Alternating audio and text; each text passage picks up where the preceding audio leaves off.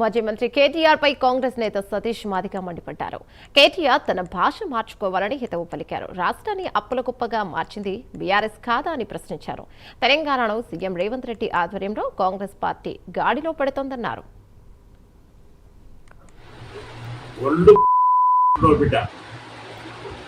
అమెరికాలో ఓటర్ల పనిచేసి అక్కడ ఓటర్ల తిరిగి బాగా బట్టి ఒళ్ళు బలిసినాం. తెలంగాణ ఉద్యమ సమయంలో మధ్యలో వచ్చి రాజకీయ పదవులు అనుభవించి ఇంకా తెగబలిసినాం. తెలంగాణ రాష్ట్రం వచ్చిన తర్వాత 10 సంవత్సరాల అధికారాన్ని బాగా బ్రహ్మాండంగా అనుభవించడం, అన్ని రకాలుగా అనుభవించడం. రాత్రిపూట అనుభవించడం, పగటిపూట అనుభవించడం, కోట్లాది రూపాయలు సంపాదించడం. ఒళ్ళు కొట్టుకుంటున్న బిడ్డ నీవు. రైతు బిడ్డ అయిన రేవంత్ రెడ్డి తెలంగాణ రాష్ట్రానికి సస్యశ్యామలం చేయాలి, తెలంగాణ రాష్ట్రాన్ని అభివృద్ధి చేయాలి, అప్పు చేసి పెట్టి తెలంగాణ రాష్ట్రాన్ని అప్పునెత్తిన పెట్టిపోయిండ్రు ఈ దుష్ట దుర్మార్గులు.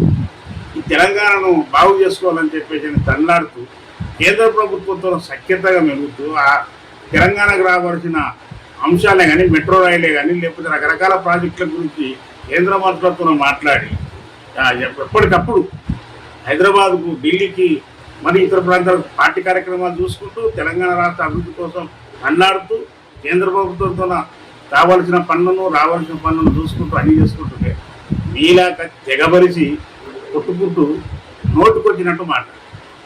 నీకు నీ బావకు ఏమింది? ఖచ్చితంగా ఏదో ఒకటి అనాలా, ఏదో ఒకటి తిట్టాలి. కానీ